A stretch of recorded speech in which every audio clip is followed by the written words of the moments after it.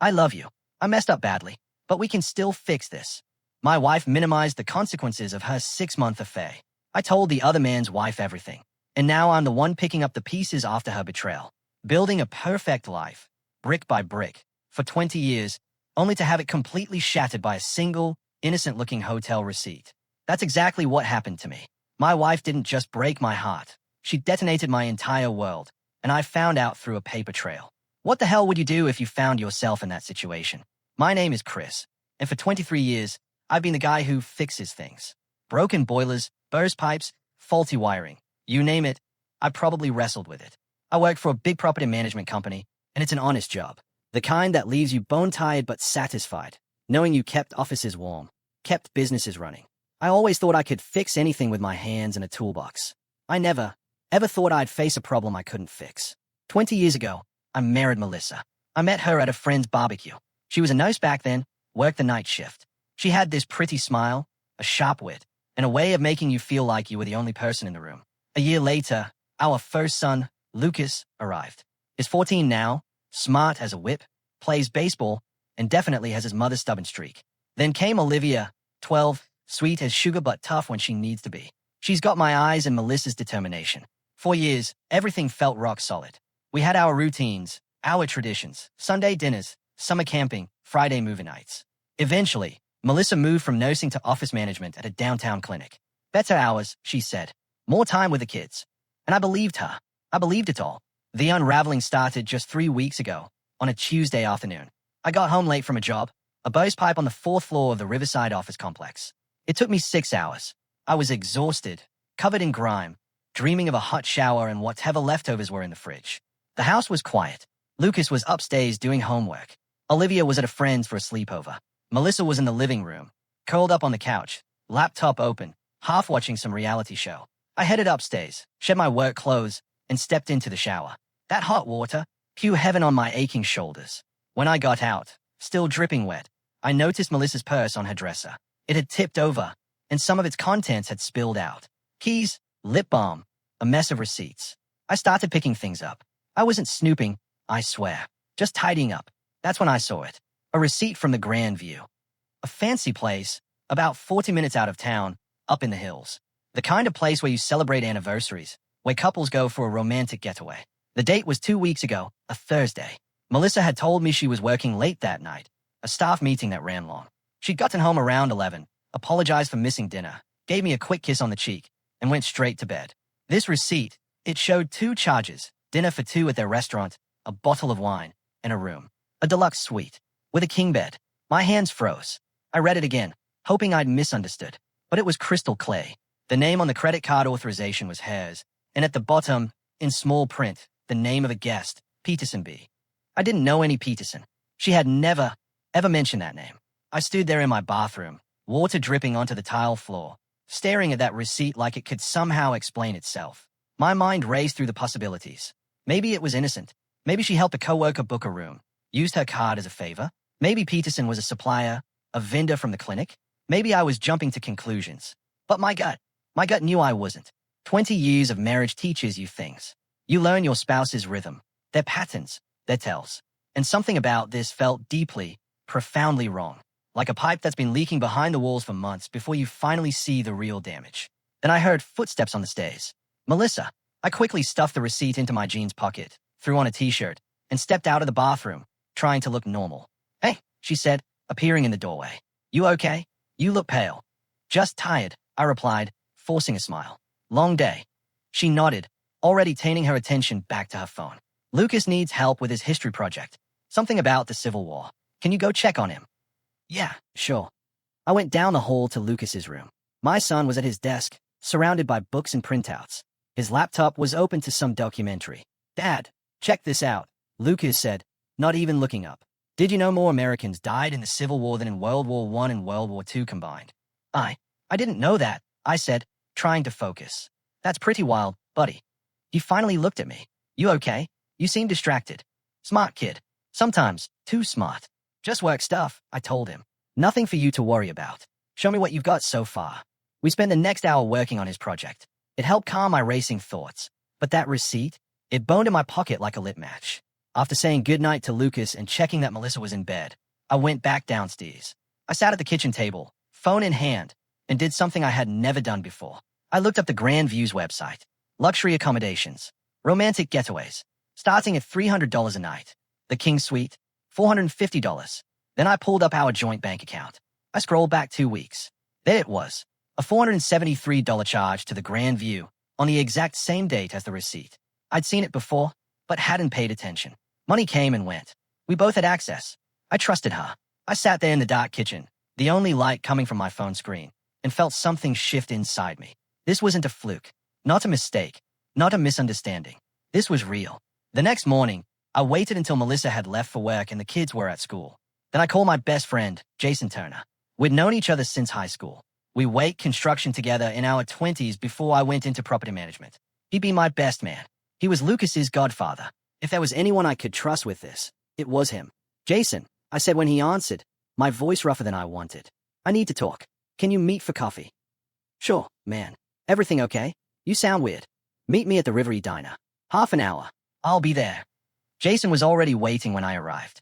He was in a corner booth, a coffee in front of him, a look of concern on his face. I slid in across from him and got straight to the point. Melissa is cheating on me, I said, my voice barely a whisper. His face hardened. Are you sure? I pulled out the receipt. Then I pulled up the bank statement on my phone. Jason studied both, his jaw tightening. Peterson, he muttered. Do you know who that is? No idea. Never heard her mention the name. Jason leaned back, running a hand through his hair. What do you want to do? I need proof. Real proof. Not just a receipt and a gut feeling. If this goes to court, if I'm going to fight for my kids, I need everything. Smart, Jason said, nodding. You're thinking about a lawyer, eventually. Yeah, but first, I need to know what I'm up against. How long has this been going on? Who is this guy? Everything. Jason pulled out his phone. My cousin's a private investigator in Newton County. He does mostly corporate stuff, but he takes on domestic cases too. The guy's discreet, thorough. You want me to call him? Yeah, call him. We spent the next hour planning it out. Jason would contact his cousin. I would keep a log of Melissa's schedule. Note every late night, every unexplained absence. I would be careful, methodical. No confrontations yet. I wouldn't tip my hand. You okay, man? Jason asked as we got up to leave. This is a lot to take. I'm handling it, I told him. I have to. For Lucas and Olivia. That night at dinner, I watched Melissa across the table. She was laughing at something Olivia said, helping Lucas with his geometry homework between bites of chicken. She seemed so normal, so much like the woman I married. My chest ached. After the kids went to bed, she came up behind me as I was loading the dishwasher and wrapped her arms around my waist. You've been quiet tonight, she said softly. Just tired. Big project at the Riverside complex. She kissed my shoulder. Well, don't stay up too late. You need your rest. I nodded, not trusting my voice. 2 days later, I met with Jason's cousin, Dale Preacher. He was in his 50s, ex-cop, with the build of someone who still hit the gym regularly. We met at his office, a small second-floor space above a hardware store. Jason filled me in. Dale said, shaking my hand. Sorry you're going through this. Thanks. What do you need from me? Everything you have.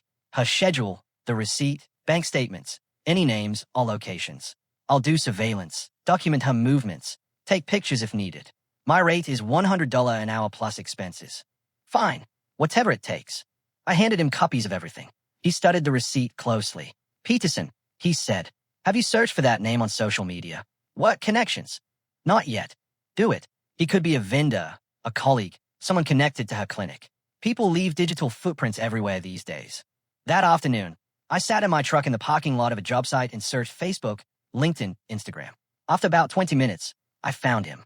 Brad Peterson, 42, sales representative for Gion Medical Supply. His LinkedIn showed he worked with dental and medical clinics throughout the region. He was handsome in that polished, well-shaved, expensive suits in his pictures, bright smile kind of way. His Facebook was mostly private, but his profile picture showed him at some work conference, arm around a colleague. I stared at his face for a long, long time. This was a man my wife was meeting in hotels. This was who she was choosing over 20 years of marriage. Over our family. I saved screenshots of everything and sent them to Dale. Then I drove home and kissed my kids goodnight like nothing was wrong. Dale worked fast. Within a week, he had a 3-inch thick file, photos, timestamps, surveillance logs. He spread it all out on his desk as I sat across from him, my stomach in knots. Your wife meets Peterson every Thursday night, he said, sliding a series of photos towards me. They vary the location. Different hotels, always within a 40-minute radius. She leaves the clinic around 6, drives directly to wherever they are meeting. He arrives separately, usually 15 minutes after her. I looked at the photos. Melissa getting out of her car at the Grandview. Another of her at the Embassy Suites. Another at the Pine View Lodge. In each one, Brad Peterson appeared shortly after, walking through the same door. They stay for an average of 3 hours, Dale continued. Sometimes they have dinner first at the hotel restaurant. Sometimes they go straight to the room. How long has this been going on? My voice came out rougher than I intended. Dale glanced at his notes. Based on the credit card records you provided and what I've observed, at least 6 months. Probably longer. 6 months. Half a year of lies. Half a year of her kissing me goodnight after spending the evening with another man. There's more, Dale said, his expression grim. Peterson is married. His wife's name is Janet Peterson. They have 2 kids, 8 and 10. He lives in Brookfield, about 30 miles east of here. Something clicked in my mind. His wife knows. Not that I can tell, Dale added quickly. But that's your call, not mine. I just gathered the facts. I took the file and paid Dale his fee in cash. Thanks for your help. I'm sorry it turned out this way, he said, shaking my hand. For what it's worth, you have everything you need for court. Good luck. That afternoon, I sat in my truck across the street from Janet Peterson's address. It was a nice suburban house, manicured lawn, a basketball hoop in the driveway. I watched through the front window as she moved around the kitchen, making dinner. 2 kids ran past, laughing. A normal family, like mine used to be. I made a decision. Janet deserved to know. She deserved the same truth I'd been searching for. I got out of my truck and walked to the front door. I rang the bell. A moment later, a blonde woman in her late 30s opened it. Can I help you? She asked, politely but cautiously. Mrs. Peterson, my name is Chris Lausan. I think we need to talk about your husband, Brad. Her face paled slightly. I don't understand. He's been having an affair with my wife for the last 6 months. I have proof. May I come in? She stayed at me for a long moment, then stepped aside. We sat at her kitchen table. I showed her everything. The photos, the hotel receipts, the timeline. She didn't cry. She didn't scream. She just sat there, taking it all in with a terrible calm. I suspected something, she said finally, her voice hollow. He's been distant, always working late. But I told myself I was being paranoid. I did the same thing, I admitted. She looked at me, and there was steel in her eyes. What are you going to do? Divorce her. Get custody of my kids. Make sure she loses everything that matters. Janet nodded slowly. I want to help. Whatever you need. Is not going to destroy this family and get away with it either. We shook hands. An alliance forged in betrayal. Living with Melissa became a kind of torture. Every smile felt like a knife. Every casual touch, a fresh betrayal. But I kept my face neutral. I played the part of the unsuspecting husband. I had to. Not yet. Not until everything was in place. Lucas was the first to notice. We were in the garage on a Saturday afternoon, fixing his bike. The chain had come off, and I was showing him how to fix it. Dad, can I ask you something? He said, wiping grease from his hands. Sure, buddy. Are you and Mom okay? You guys seem weird. I looked at my son, 14 and already too perceptive for his own good. I couldn't lie to him, but I couldn't tell him everything either. We're going through some things, I said carefully. Grown-up stuff. Nothing for you to worry about. But I do worry. Olivia does too. She asked me last night if you and Mom are getting a divorce. That hit me harder than I expected. I put down the wrench and looked at him directly. Lucas, I need you to listen. Whatever happens between your mother and me, you and Olivia are my priority. Always. I will never let anything hurt you. Understood? He nodded, but I could see the fear in his eyes. Is it bad? It's complicated, but I'm handling it. I promise. That night, Jason came over with beer and Chinese takeout. We sat on the back porch while Melissa took the kids to a movie. I made sure she was busy. I have a lawyer lined up, Jason said, pulling out his phone. Her name is Catherine Reynolds. She's tough. Been in family law for 15 years. Won't take any nonsense from the other side. Good. When can I see her? Monday afternoon. I already set it up. 2 o'clock at her office. He paused. Are you ready for this, Chris? Once you pull this trigger, there's no going back. I've been ready since I found that receipt. Jason nodded. And the kids. That's what keeps me up at night. But I'd rather they see me fight for them than see me pretend everything's okay while their mother destroys this family. Monday came. Catherine Reynolds' office was downtown, on the 5th floor of an old building. She was in her late 40s, a sharp suit and an even sharper gaze. We shook hands, and she gestured to a chair. Jason tells me you need representation, she said, getting straight to the point. Tell me what's happening. I laid it all out for her. The affair, the evidence, Dale's investigation. My conversation with Janet Peterson. Catherine took notes, asking blunt questions. This is solid, she said when I finished. With this evidence, you'll get primary custody. The affair plays heavily in your favor, especially with the kids' ages. The courts don't like parents who prioritize affairs over family. And assets. The house is in both our names, but I've been paying the mortgage for 20 years.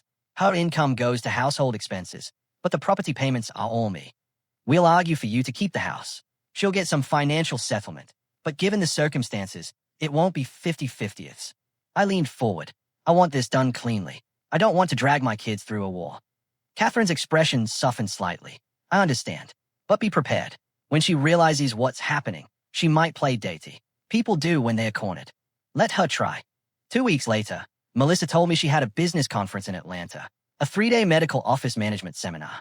She showed me the itinerary, the hotel confirmation. It all looked legit. It'll be good for the clinic, she said, packing his suitcase. Networking, new management techniques, might even lead to a promotion. Sounds great, I said, watching her fold clothes into neat piles. She kissed me before she left. Take care of the kids. Lucas has baseball practice on Wednesday. Olivia has her art class on Thursday. I've got it under control. I watched her drive away, watched her car disappear down the street. Then I turned to Jason, who was waiting in his truck a block down. She's gone. I texted him. I'm on my way. For the next 6 hours, we worked like men possessed. I'd already moved most of my important things into a storage unit I'd rented under my name only.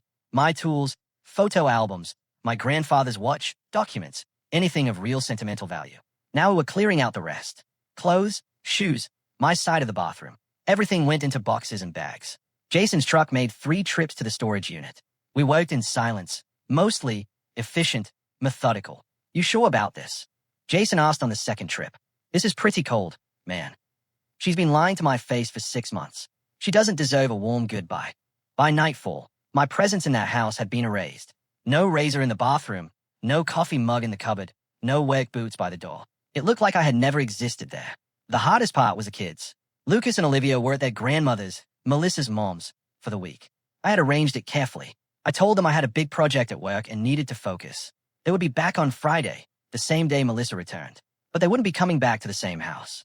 I left the divorce papers on the kitchen table, filed and ready. Next to them, a thick envelope with copies of all the evidence, photos, hotel receipts, Dale's investigation report, bank statements, everything. I also left a letter.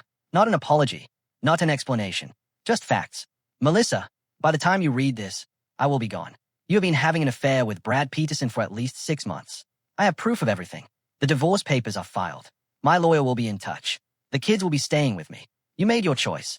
Now live with it. Chris. Jason helped me load the last of the boxes into my truck. Where are you going? To an apartment I rented on the other side of town. 2 bedrooms. It's small, but it's clean. Furniture arrives tomorrow. And the kids?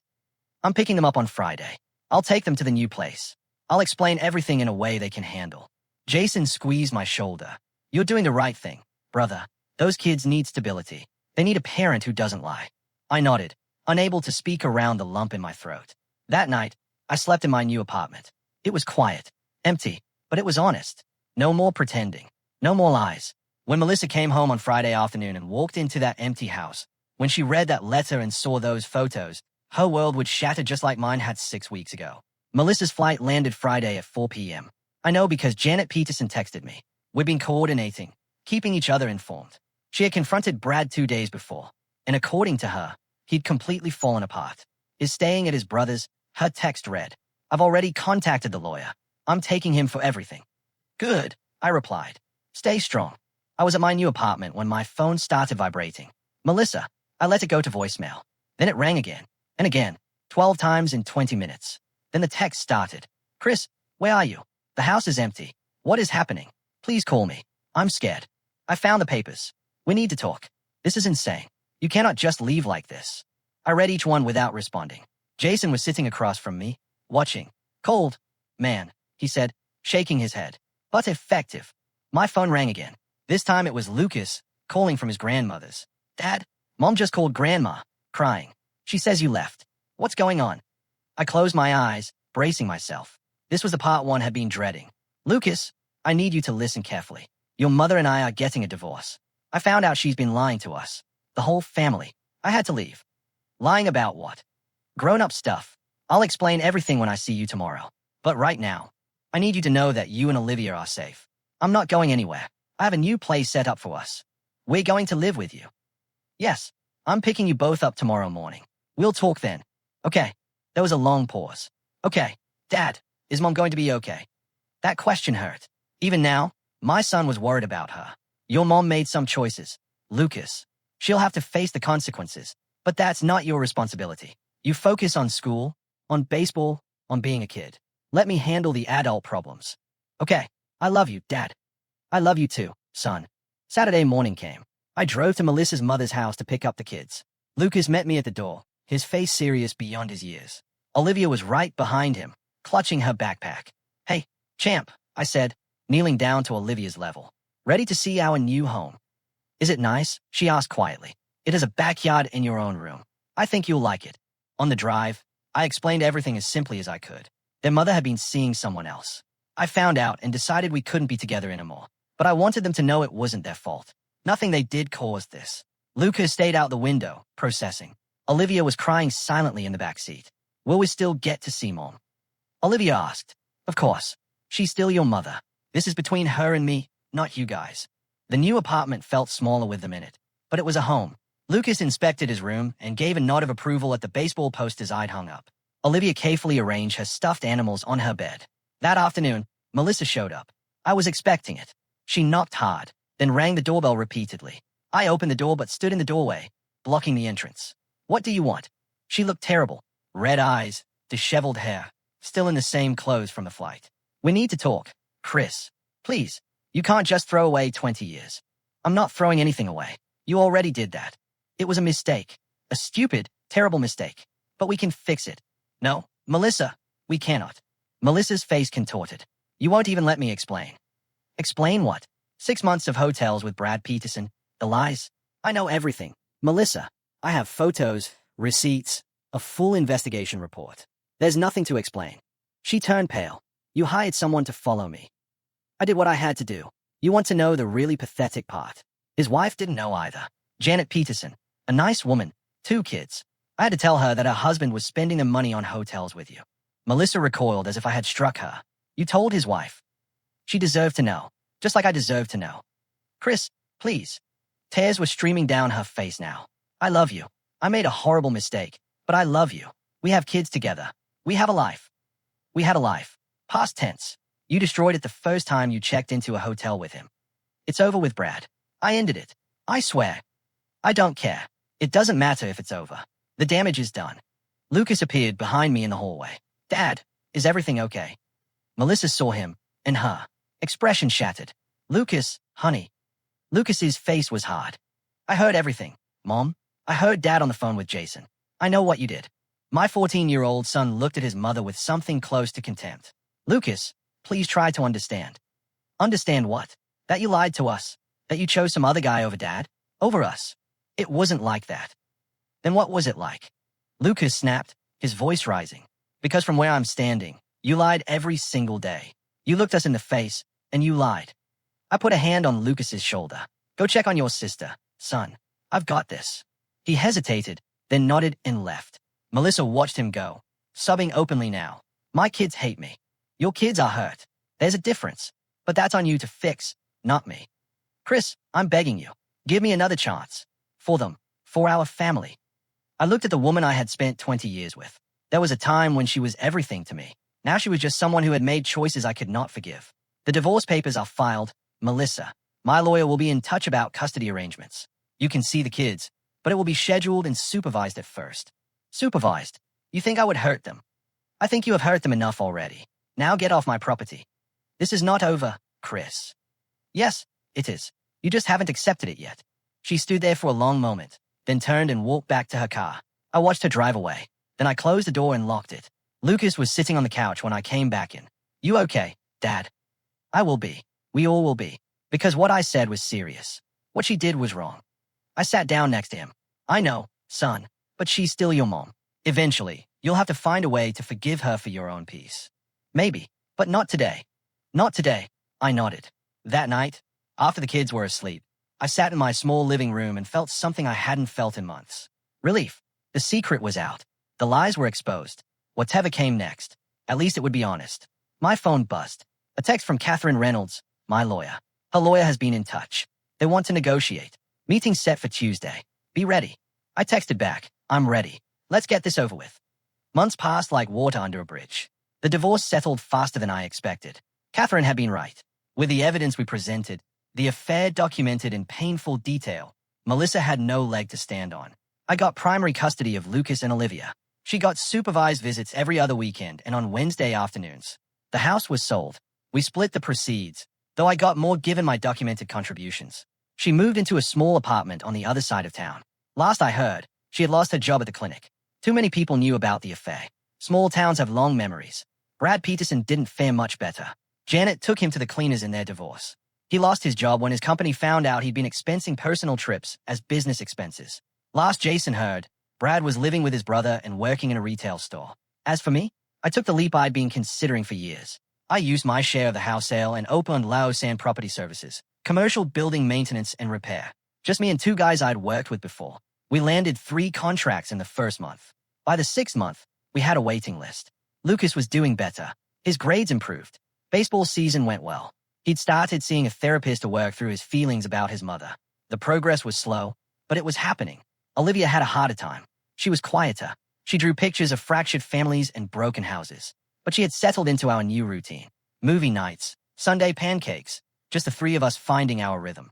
And then there was Catherine, my lawyer. After the divorce was finalized, she called to check in. We met for coffee, then dinner, then Friday nights on a regular basis when the kids were with their mom. She was easy to talk to. She understood what I'd been through in a way most couldn't.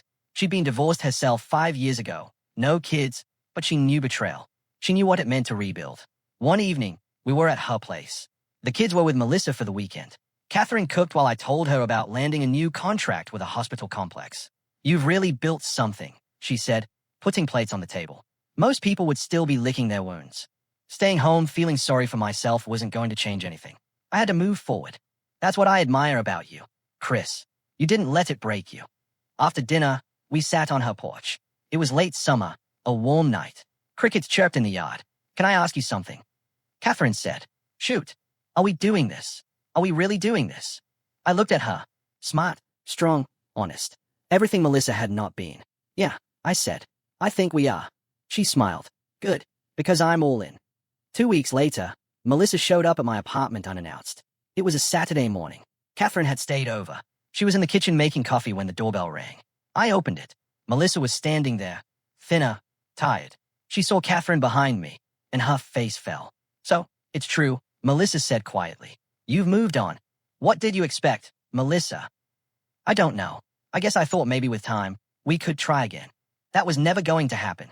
She looked over at Catherine, who was standing in the doorway holding 2 mugs of coffee. Is she the reason you left? No, you are the reason I left. Catherine is the reason I'm happy now. There's a difference. Melissa's eyes filled with tears. I lost everything. My marriage, my kids, my job. My own parents barely speak to me. And you have a new business, a new woman, everything. You made your choices, Melissa. The consequences followed. That's how life works. Don't I deserve a second chance? Don't we all make mistakes? Catherine stepped forward, her voice quiet but firm. A mistake is forgetting to pay a bill or saying something thoughtless. What you did was calculated, repeated, deliberate. Chris gave you 20 years of loyalty. You gave him lies. This isn't about second chances. It's about him building a life with people who value honesty. Melissa looked at Catherine, then back at me. I loved you, Chris. Maybe you did, but not enough to be faithful, not enough to be honest. And that's something I cannot forget or forgive. She nodded slowly, wiping her eyes. I guess this is really goodbye. Yes, it is. She walked back to her car. I watched her drive away for the last time. Catherine touched my arm. You okay? Better than okay. For the first time in a long time, I'm exactly where I need to be. The months turned into a year. My company, Lausanne Property Services, grew. We hired 2 more guys. We expanded into residential work. Lucas was accepted to a summer baseball camp. Olivia joined an art program at the community center. They were healing, slowly but surely. My relationship with Catherine deepened. She met the kids officially, kept appropriate boundaries. She never tried to replace their mother. She just became a stable presence in their lives, someone they could trust. A year after I found that receipt, I was standing in the office of my new business. Framed contracts on the wall. 3 vans parked outside with my company logo. A full schedule for the next 2 months. I had built this from nothing, from the wreckage of a broken marriage. Jason stopped by that afternoon with a six-pack of beer. Congratulations, man. You made it. Made it way. To the other side, most guys would still be bitter, angry, stuck. You built a whole new life. I had to. For Lucas and Olivia. For myself. And for Catherine, I smiled. Yay. And for Catherine. That afternoon, I picked the kids up from their supervised visit with Melissa. They piled into my truck, chattering about their weekend plans. Dad, can Catherine come to my game next week? Lucas asked. If she's free, I'm sure she'd love to. Cool. She's pretty awesome. Olivia interjected from the back seat. Can we have pancakes tomorrow? Catherine makes them better than you. Do. Hey. I protested, smiling. Them's fighting words. We drove home through familiar streets. 3 people, rebuilding a family that looked nothing like the one before, but it felt more solid than anything I'd had in years. Melissa had destroyed what we had, but in doing so, she had freed me to build something better. Something honest. Something worth keeping. That night, after the kids were asleep, I sat on my porch and thought about everything that had changed. Betrayal almost broke me, but I had survived. More than that, I had thrived. Sometimes the hardest thing becomes the best thing. You just have to be willing to walk through the fire to get to the other side. I had walked through it, and now, I was finally, truly, free. So, what do you guys think? If you were me, when would you have confronted Melissa? Or would you have handled it differently? Let me know in the comments below. I really want to hear your thoughts.